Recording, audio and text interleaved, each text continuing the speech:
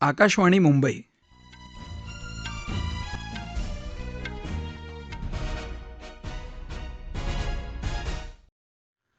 गजेंद्र देवडा राष्ट्रीय बातम्या देत आहे. ठळक बातम्या. देशातल्या प्रत्येक जिल्ह्यात किमान एक वैद्यकीय महाविद्यालय असलं पाहिजे या उद्देशानं केंद्र सरकार काम करत असल्याचं प्रधानमंत्री नरेंद्र मोदी यांचं प्रतिपादन.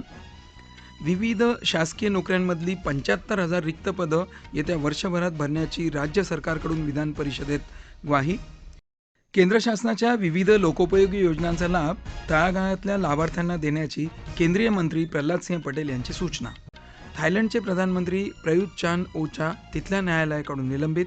आणि मराठी भाषेसाठी साहित्य अकादमी बाल साहित्य पुरस्कार प्रसिद्ध साहित्यिक संगीता बर्वे यांना पियूची वही या कादंबरीसाठी जाहीर. देशातल्या प्रत्येक जिल्ह्यात किमान एक वैद्यकीय महाविद्यालय असलं पाहिजे या उद्देशानं केंद्र सरकार काम करत आहे असं प्रधानमंत्री नरेंद्र मोदी यांनी आज सांगितलं. ते पंजाबमध्ये मुल्लनपूर इथं सुमारे 50 एकर क्षेत्रात उभारलेल्या होमी भाभा कर्करोग रुग्णालय आणि संशोधन केंद्राचं उद्घाटन करताना बोलत होते. भारताला विकसित राष्ट्र बनण्यासाठी आरोग्य सुविधांचा विकासही तितकाच महत्त्वाचा आहे याचा पुनरुच्चार त्यांनी केला. आयुष्यमान भारत योजनेमुळे जिल्हा स्तरावर आधुनिक आरोग्य सुविधा निर्माण होत आहेत. पूर्वी देशात फक्त 7 एम्स अर्थात अखिल भारतीय आयुर्विज्ञान संस्था होत्या. त्यांची संख्या आता 21 वर गेली आहे असं त्यांनी सांगितलं. यावेळी पंजाबचे राज्यपाल बनवारीलाल पुरोहित, मुख्यमंत्री भगवंत मान, केंद्रीय मंत्री जितेंद्र सिंग इत्यादी उपस्थित होते. त्याआधी आज प्रधानमंत्र्यांनी हरियाणामध्ये फरीदाबाद इथं माता अमृतानंदमयी ट्रस्टच्या अमृता रुग्णालयाचं उद्घाटन केलं. आशिया खंडातलं हे सर्वात मोठं रुग्णालय असून त्यामध्ये 2600 खाटांची सोय आहे. तंत्रज्ञान आणि आधुनिकीकरणाच्या मिलाफातून देश आरोग्य क्षेत्रात प्रगती करेल असा विश्वास मोदी यांनी यावेळी व्यक्त केला. धार्मिक आणि सामाजिक संस्थांनी आरोग्यसेवा देणं हे PPP अर्थात सरकारी खाजगी भागीदारींचं जुन्या काळापासून चालत आलेलं उदाहरण आहे असं ते म्हणाले. सबका प्रयास हे तत्त्व अंगीकारल्यामुळे भारत जगातली सर्वात मोठी लसीकरण मोहीम राबवू शकला. सध्या देश शिक्षण आणि वैद्यकीय क्षेत्रात परिवर्तन घडवून आणण्यासाठी झपाटून काम करत आहे असं मोदी म्हणाले. हरियाणाचे मुख्यमंत्री मनोहरलाल खट्टर हे या कार्यक्रमाला उपस्थित होते. प्रधानमंत्री नरेंद्र मोदी उद्या संध्याकाळी सर्व राज्य आणि केंद्रशासित प्रदेशांच्या कामगार मंत्र्यांच्या राष्ट्रीय संमेलनाला दूरदृश्य प्रणालीच्या माध्यमातून संबोधित करतील. केंद्रीय कामगार आणि रोजगार मंत्रालयानं आंध्र प्रदेशमधल्या तिरुपती इथं हे 2 दिवसाचं संमेलन आयोजित केलं आहे. कामगारांबाबतच्या विविध मुद्द्यांवर चर्चा करण्यासाठी सहकारी संघ राज्याच्या भावनेतून हे संमेलन आयोजित करण्यात आलं आहे. प्रधानमंत्री नरेंद्र मोदी उद्या स्मार्ट इंडिया हॅकेथॉन स्पर्धेच्या समारोप समारंभाला दूरदृश्य प्रणालीच्या माध्यमातून संबोधित करतील. देशात विशेषतः तरुणांमध्ये नाविन्यतेला प्रोत्साहन देण्याच्या प्रधानमंत्र्यांचा सातत्यानं प्रयत्न असून त्यादृष्टीनं 2017 साली स्मार्ट इंडिया हॅकेथॉन स्पर्धा सुरू करण्यात आल्या. समाज, संस्था आणि सरकारच्या गंभीर समस्यांचं निराकरण करण्यासाठी विद्यार्थ्यांना व्यासपीठ उपलब्ध करून देणारा हा देशव्यापी उपक्रम आहे. स्मार्ट इंडिया हॅकेथॉन हे जगातलं नवीनतेचं सर्वात मोठं व्यासपीठ असून विद्यार्थ्यांमध्ये उत्पादनाचं नाविन्य, समस्यांचं निराकरण आणि आगळ्यावेगळ्या विचारांची संस्कृती रुजवणं हा यामागचा उद्देश आहे. यंदाच्या स्मार्ट इंडिया हॅकेथॉन 2022च्या समारोप समारंभात 15,000पेक्षा जास्त विद्यार्थी आणि 2,500पेक्षा जास्त प्रशिक्षक सहभागी होणार आहेत. स्वातंत्र्यप्राप्तीच्या अमृत महोत्सवानिमित्त विविध शासकीय नोकऱ्यांमधली 75,000 रिक्त पदं येत्या वर्षभरात भरण्याची प्रक्रिया सुरू केली जाईल असं उत्पादन शुल्क खात्याचे मंत्री शंभूराज देसाई यांनी विधान परिषदेत सांगितलं. राज्य सरकारच्या 29 प्रमुख विभागांमध्ये सरळ सेवा आणि पदोन्नतीची मिळून 2,01,93 पदं रिक्त असल्यासंदर्भात लक्षवेधी सूचना राष्ट्रवादी काँग्रेसचे अरुण लाड यांनी मांडली होती. त्यावर ते उत्तर देत होते. MPSC मार्फत 100% पदं भरण्याची आणि इतर माध्यमातून 50% पदं भरण्याची प्रक्रिया सुरू झाली आहे असं त्यांनी सांगितलं. मराठा आरक्षणाला मिळालेल्या स्थगितीमुळे प्रलंबित असलेल्या नियुक्त्यांपैकी 1,200 पदांवर नियुक्त्या देण्याचा निर्णय काल झालेल्या मंत्रिमंडळ बैठकीत घेण्यात आला असून कागदपत्रांची पूर्तता केल्यानंतर उर्वरित नियुक्त्या दिल्या जातील अशी माहिती देसाई यांनी दिली.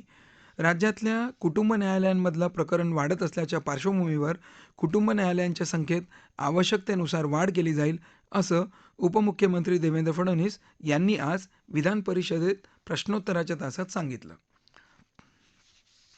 राज्यात गुन्हेगारी आटोक्यात आणण्यासाठी 7,000 पोलिसांची भरती करण्याचे आदेश दिले असल्याची माहिती उपमुख्यमंत्री आणि गृहमंत्री देवेंद्र फडणवीस यांनी आज विधानसभेत दिली. नवी मुंबईच्या आमदार मंदा म्हात्रे यांनी शहरातल्या गुन्हेगारीविषयी विचारलेल्या प्रश्नाला ते उत्तर देत होते. त्यानंतर आणखी 7,000 पोलिसांची भरती करण्याचे आदेश दिले जातील, असंही त्यांनी सांगितलं. विरोधी पक्षनेते अजित पवार यांनी विचारलेल्या उपप्रश्नाला उत्तर देताना त्यांनी सांगितलं की गुन्हेगारांना वचक बसावा म्हणून गरज भासली तर मोक्यासारखे कायदेही लावण्याचा विचार केला जाईल. विशिष्ट जागी ठाण मांडून बसलेल्या अधिकाऱ्यांचा आढावा घेऊन त्यांची बदली केली जाईल, असंही फडणवीस यांनी सांगितलं. राज्यात धर्मांतर बंदी कायदा अस्तित्वात आहे, त्यात काही त्रुटी असतील तर त्या दूर करू, असं आश्वासन फडणवीस यांनी नितेश राणे यांनी मांडलेल्या एका लक्षवेधी सूचनेच्या उत्तरात दिलं. विरोधी पक्षनेते अजित पवार यांनीही चर्चेत भाग घेतला. वन्य प्राण्यांच्या हल्ल्यात मृत पावलेल्या व्यक्तीच्या कुटुंबाला दिल्या जाणाऱ्या अर्थसहाय्याच्या रकमेत वाढ करत ही रक्कम 15 लाख रुपयांवरून 20 लाख रुपये इतकी करण्याचा निर्णय वनमंत्री सुधीर मुनगंटीवार यांनी आज विधानसभेत जाहीर केला. याबाबत शासन निर्णय 23 ऑगस्ट रोजी जारी केला गेला आहे. मुंबई महानगरपालिकेतल्या प्रभागांची संख्या वाढवण्याचा महाविकास आघाडी सरकारचा निर्णय राज्य विधानसभेने रद्द केला आहे. विधानसभेनं आज मुंबईच्या नागरी प्रभागांची संख्या 227 वरून 236 पर्यंत वाढवण्याचा मागचा महाविकास आघाडी सरकारचा निर्णय मागे घेतला. काँग्रेस आणि समाजवादी पक्षानं दुरुस्तीला पाठिंबा दिला होता, तर राष्ट्रवादी काँग्रेस आणि उद्धव ठाकरे गटानं याला विरोध केला. 2021च्या जनगणनेची आकडेवारी आल्यानंतर प्रभागांच्या संख्येत वाढ करण्याचा विचार केला जाऊ शकतो, असं एकनाथ शिंदे यांनी सांगितलं. प्रभाग संख्या वाढवण्याच्या निर्णयाविरोधात विविध स्तरातून जवळपास 900 तक्रारी आल्याचं सांगत मागील सरकारनं हा निर्णय का घेतला याची चौकशी करण्यासाठी राज्याच्या लाचलुचपत प्रतिबंधक विभागाकडून चौकशी केली जाईल, असं मुख्यमंत्री एकनाथ शिंदे यांनी सांगितलं. या राष्ट्रीय बातम्या आकाशवाणीच्या मुंबई केंद्रावरून देत आहोत. आकाशवाणीच्या मराठी बातम्या www.newsonair.gov.in/मराठी या संकेतस्थळावर सुद्धा वाचता येतील. कोरोना विरुद्धचा लढा बळकट करूया. चला, पुढाकारानं घ्या खबरदारीसाठी लसमात्रा. स्वातंत्र्याच्या अमृत महोत्सवानिमित्त 15 जुलैपासून 75 दिवस सर्व लसीकरण केंद्रांवर अगदी विनामूल्य खबरदारीची लसमात्रा. राष्ट्रीय बातमीपत्रात आपलं पुन्हा एकदा स्वागत. प्रधानमंत्री नरेंद्र मोदी यांच्या नेतृत्वाखाली केंद्र शासनाच्या माध्यमातून विविध लोकोपयोगी योजना राबवल्या जात आहेत. या योजनांचा लाभ तळागाळातल्या लाभार्थ्यांना द्यावा, असं केंद्रीय अन्न प्रक्रिया उद्योग आणि जलशक्ती राज्यमंत्री प्रल्हाद सिंह पटेल यांनी केलं आहे.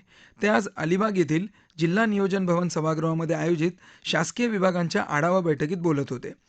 प्रधानमंत्र्यांनी देशाच्या सर्वांगीण विकासासाठी केलेले प्रयत्न, त्यांचे आचार विचार, लोकाभिमुख धोरण तसंच केंद्राच्या विविध लोकोपयोगी योजना यांचा प्रचार आणि प्रसार करणं आवश्यक आहे. गाव वस्ती वाढीवर आणखीन काही प्रश्न समस्या असतील तर त्या जाणून घेऊन सोडवण्याचा प्रयत्न केला जाईल, असं त्यांनी सांगितलं. या आढावा बैठकीत केंद्रीय राज्यमंत्री प्रल्हाद सिंह पटेल यांनी विविध योजनांचा आढावा घेतला आणि संबंधित अधिकाऱ्यांना आवश्यक त्या सूचना केल्या. यावेळी केंद्रीय राज्यमंत्री प्रल्हाद सिंह पटेल यांच्या हस्ते प्रधानमंत्री सूक्ष्म अन्न प्रक्रिया योजनेसहित विविध योजनेच्या लाभार्थ्यांना लाभ वाटप करण्यात आला. केंद्रीय आदिवासी व्यवहार राज्यमंत्री बिशेश्वर टुडू यांनी आज पालघर जिल्ह्यातल्या विविध योजनांच्या अंमलबजावणीचा आढावा घेतला. केंद्र शासनाच्या योजना लोकांपर्यंत पोहोचत आहेत की नाही, जर या योजना काही लोकांपर्यंत पोहोचत नसतील तर त्यामागची कारणं काय आहेत हे जाणून घेण्यासाठीच आमचा हा दौरा असल्याचं टुडू यांनी वार्ताहर परिषदेत सांगितलं. त्यांनी वसई विरार भागाचा दौरा केला. यावेळी त्यांनी लोकसभा प्रवास योजना कार्यक्रमाअंतर्गत वसई विरार भागातल्या केंद्र शासनाच्या विविध योजनांचा आढावा घेतला आणि बऱ्याच लाभार्थ्यांशी प्रत्यक्ष संवाद साधला. या भागात पिण्याचं पाणी, रस्ते, आरोग्य सुविधा यासारखे 3-4 विषय हे अतिशय आवश्यक आहेत. याविषयी जिल्ह्यातल्या अधिकाऱ्यांशी तसंच दौऱ्यानंतर वरिष्ठ स्तरावरही आपण चर्चा करणार असल्याचं त्यांनी सांगितलं. थायलंडचे प्रधानमंत्री प्रयुत चान-ओ-चा यांना तिथल्या न्यायालयानं पदावरून निलंबित केलं आहे. प्रधानमंत्री म्हणून त्यांचा 8 वर्षाचा कार्यकाळ संपुष्टात आला असल्याचा दावा विरोधी पक्षांनी केला असून या प्रकरणी न्यायालयात धाव घेतली आहे. याबाबत सुनावणी करायला न्यायालयानं सहमती दिली आहे. या प्रकरणाचा निर्णय येईपर्यंत प्रयुत यांना निलंबित करण्याचा निर्णयही या घटनापीठानं बहुमतानं घेतला. मराठी भाषेसाठी साहित्य अकादमी बाल साहित्य पुरस्कार प्रसिद्ध साहित्यिक संगीता बर्वे यांना पियूची वही या कादंबरीकरिता जाहीर झाला आहे. 50,000 रुपये आणि ताम्रपत्र असं या पुरस्काराचं स्वरूप असून येत्या 14 नोव्हेंबरला बालदिनी साहित्य अकादमीच्या विशेष कार्यक्रमात या पुरस्कारांचं वितरण केलं जाणार आहे. साहित्य अकादमीनं आज वर्ष 2022च्या बाल साहित्य पुरस्कारांची घोषणा केली. अकादमीचे अध्यक्ष डॉक्टर चंद्रशेखर कंबार यांच्या अध्यक्षतेखाली झालेल्या कार्यकारी मंडळाच्या बैठकीत देशातील 22 प्रादेशिक भाषांसाठी साहित्य अकादमी बाल साहित्य पुरस्कारांची निवड आणि घोषणा करण्यात आली. या पुरस्कारांमध्ये कोकणी भाषेसाठी ज्योती कोंकळकर यांच्या मयुरी या कादंबरीला बाल साहित्य पुरस्कार जाहीर झाला आहे. कोविड प्रतिबंधक लसीकरण मोहिमेत आज देशभरात सकाळपासून 21 लाखापेक्षा जास्त नागरिकांचं लसीकरण झालं. त्यापैकी 15 लाखापेक्षा जास्त नागरिकांनी खबरदारीची लस मात्रा घेतली आहे. आत्तापर्यंत देशभरात लाभार्थ्यांना दिलेल्या मात्रांची एकूण संख्या 210 कोटी 80 लाखाच्या वर गेली आहे. त्यात 14 कोटी 34 लाखापेक्षा जास्त लाभार्थ्यांनी खबरदारीची लस मात्रा घेतली आहे. राज्यात आज सकाळपासून 98,000पेक्षा जास्त नागरिकांचं लसीकरण झालं.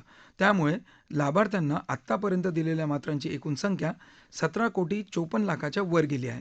त्यात 79,86,000पेक्षा जास्त लाभार्थ्यांनी खबरदारीची लस मात्रा घेतली आहे. राज्यात आज कोविड-19च्या 1,913 नव्या रुग्णांची नोंद झाली. 1,685 रुग्ण कोरोनामुक्त झाले तर 5 रुग्णांचा मृत्यू झाला. सध्या राज्यात 12,578 रुग्णांवर उपचार सुरू आहेत. त्यात मुंबईत सर्वाधिक 6,087 रुग्ण आहेत. राज्यात रुग्ण बरे होण्याचा दर 98.1% तर मृत्यूदर 1.83% आहे. बिहारमध्ये मुख्यमंत्री नितीश कुमार यांच्या नेतृत्वाखाली महाआघाडीने आज बहुमताचा प्रस्ताव जिंकला आहे. 160 आमदारांनी प्रस्तावाच्या बाजूने मतदान केलं. भाजपाने मतदानावर बहिष्कार टाकला होता. बिहारमध्ये भाजपा जनता दल संयुक्त ही पूर्वीची युती तुटण्यासाठी भाजपा जबाबदार असल्याचा आरोप नितीश कुमार यांनी प्रस्तावावर चर्चेदरम्यान केला. तर नितीश कुमार यांनी प्रधानमंत्री पदाच्या मोहाने बिहारच्या जनादेशाचा अपमान केला असल्याचा आरोप माजी उपमुख्यमंत्री तर्किशोर प्रसाद यांनी केला. दरम्यान विधानसभा अध्यक्ष विजयकुमार सिन्हा यांनी पदाचा राजीनामा दिला असून नव्या अध्यक्षांची निवड उद्या होणार आहे. प्रस्ताव मंजूर झाल्यावर सभागृह 26 ऑगस्टपर्यंत तहकूब करण्यात आलं.